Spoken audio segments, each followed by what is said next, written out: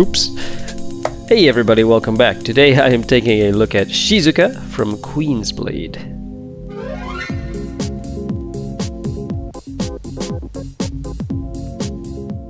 So this statue, it's an older one, I'm not sure, 2008 it's from.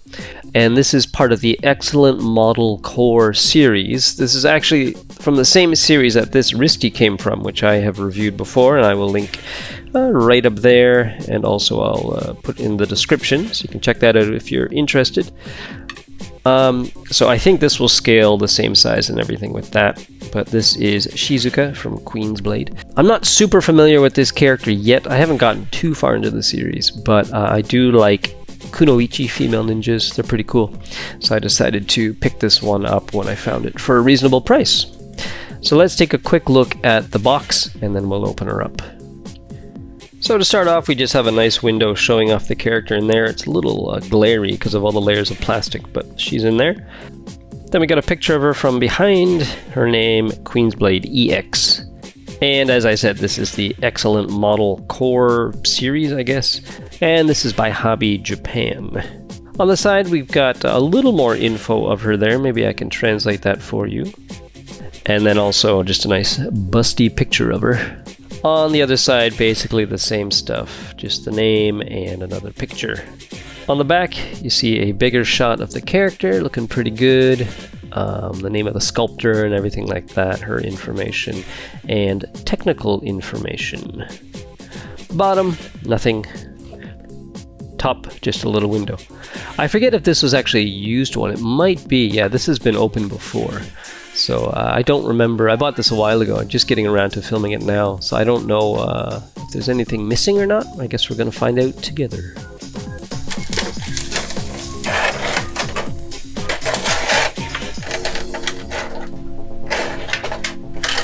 Okay, so before we take a look at her, we'll just see what... She only came with a couple things here. So we've got a Queen's Blade stand. It says Queen's Blade right there. Yeah, maybe that's why it was cheaper, because this one peg is broken, as you can see. But I don't think that's going to be an issue, really. She should still be able to just balance on there fine, I hope. She also came with a nice sword. She's got the scabbard there, which is going to peg onto her, I believe, right there. And then the blade itself with some nice coloring, nice decorations. Let's see if it fits in. Oh, it doesn't. There's actually no hole there. I think it's because she's going to be holding it in her hand. But that's no problem. Good paint work on that.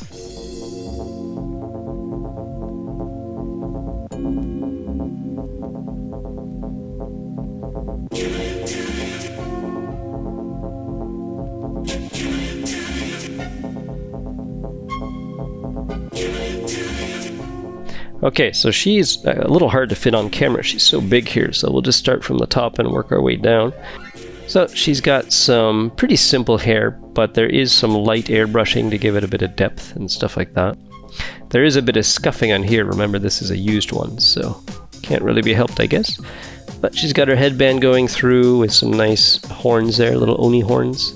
The face looks good, nice and clean, good detail. She's got her tongue colored in her eyes and things like that. Now this is, from my understanding, this is a cast-off figure, so this part and this part are probably going to come off, but we'll show that a little bit later. She's very pale. She's got a really, really light skin. When you compare her to the wristy, like, that's a huge difference, eh? Wristy's so tanned and stuff like that, but Shizuka is very, very pale. Got a nice shoulder pad there with some little decorations, little paint apps. And there is airbrushing on this armor here, which is a nice touch. The clothes are pretty simple. There is a little bit of shading, I think. Like up here, it's a little lighter than down here. But overall, she looks a little cleaner or more simple than wristy. Nice detail on the fingers. We've got our nails painted up there. Good. As well as his obi has some nice stripe work in there and things like that. I guess that peg is where this sword is going to go. And then moving down, we've got a little bit of a soft rubber, soft plastic for the skirt piece. Well, actually, it's all one very revealing kimono, I guess. And I don't think her legs, there's a little bit of shading in a couple spots, like knees and where these pieces wrap around and stuff like that. But they kept it pretty light, I guess, just because they want her to look like a very kind of clean, pure skin and stuff like that. And then moving down to the feet, we got her kind of like tabby boots, I guess, almost. Not quite, but they're similar. And you can see where this peg was broken, right there, that broke off into there. So hopefully she can still stand fine. So let's put her items on. So I think it's supposed to go in this direction. Just looking at the artwork on the box, but I guess it could go either way, really. Although, wouldn't it be if she's holding the sword here, she would pull it out of this side? No, that seems a little weird, doesn't it? That's kind of cool looking, actually. But on the packaging, it seems to show it going the other way. I guess you could do whatever you prefer. And then the blade here, we can just stick into her hand ever so gently. Oh. Actually, her hand just popped off as I was doing it, so I guess that makes it a little easier to put in, which is convenient. And then pop that back on. Yeah, looks pretty good. Actually, I think, yeah, she's got a little, it's not really articulation, but I think it's just to make it convenient to put the stuff in. But you could have her kind of holding it, you know, wherever you feel is necessary. But not too bad. Now let's see if she stays on her stand here. No problem, she's on there nice and sturdy. I don't think she's going anywhere. Scale-wise, yeah, they're pretty similar. She is supposed to be pretty gigantic, I think. So I think that pretty much does scale accurately with them. As she's like a barbarian and she's a Japanese ninja.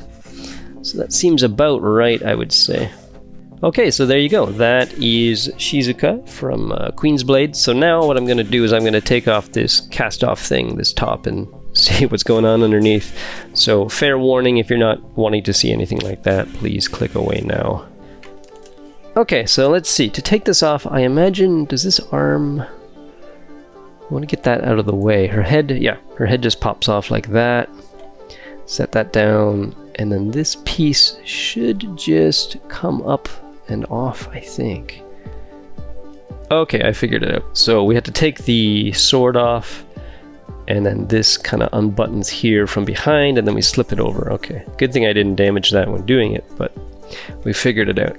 I think this skirt piece will come off as well.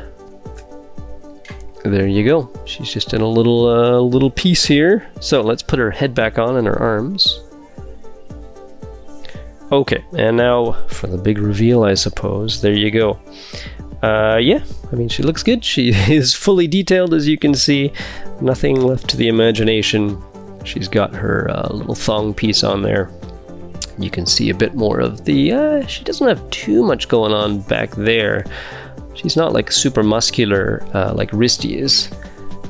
Risty's back was quite detailed and muscular and scarred up and stuff, but Shizuka here is just pretty clean, pretty Snow White and simple, but not looking too bad.